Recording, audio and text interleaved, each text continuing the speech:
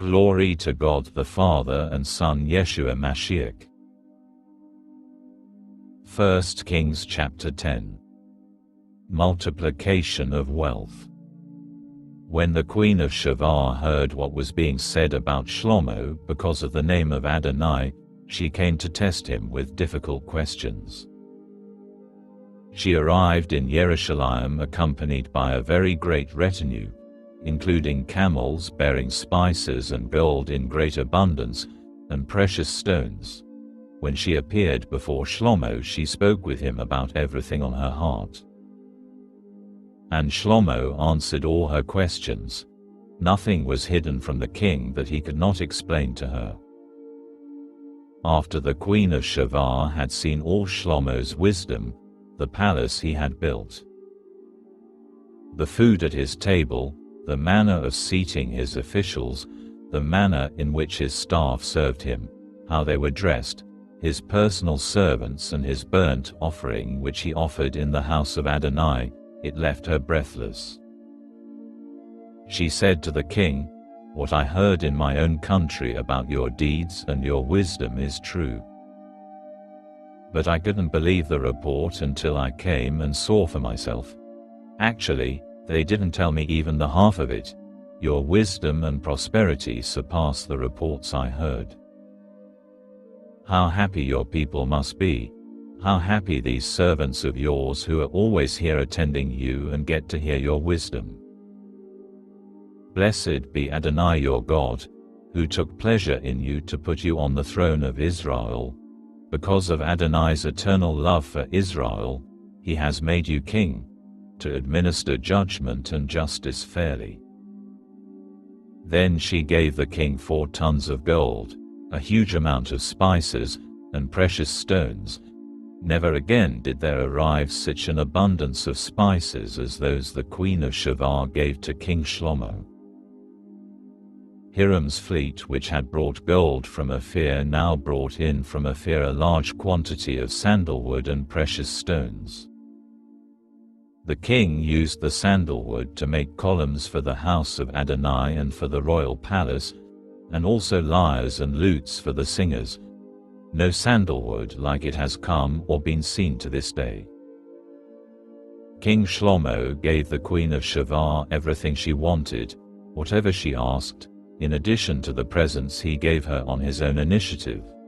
After this, she returned and went back to her own country, she and her servants. The weight of the gold Shlomo received annually came to 22 tons of gold. Besides that which came from sales taxes, customs duties and assessments collected by all the kings of the mixed peoples and by the district governors. King Shlomo made 200 large shields of hammered gold. 15 pounds of gold went into one shield. He made 300 more shields of hammered gold, with 3 3/4 pounds going into one shield. The king put these in the house of the Lebanon forest. The king also made a large throne of ivory and overlaid it with the finest gold. The throne had 6 steps, a back with a rounded top, arms on either side of the seat, 2 lions standing beside the arms, and 12 more lions standing on each side of the 6 steps. Nothing like it had ever been made in any kingdom. All King Shlomo's drinking vessels were of gold, and all the utensils in the house of the Lebanon forest were of pure gold. None was of silver, for in Shlomo's time it was regarded as having little value. The king had a fleet of large Tarshish ships along with Hiram's fleet. Once every 3 years the Tarshish fleet came in, bringing gold, silver, ivory, apes and peacocks. So King Shlomo surpassed all the kings on earth in both wealth and wisdom. All the earth sought to have an audience with Shlomo, in order to hear his wisdom, which God had put in his heart. Each one brought his present, articles of silver, articles of gold, clothing, armor, spices, horses and mules, and this continued year after year. Multiplication of horses. Shlomo amassed chariots and horsemen. He had 1,400 chariots and 12,000 horsemen. He assigned them to the chariot cities and to the king in Jerusalem. The king made silver in Jerusalem as common as stones, and he made cedars as abundant as sycamore fig trees are in the Shephelah. Shlomo's horses had been brought from Egypt and from Keva, with the king's agents having bought him from the dealers in Keva at the going price.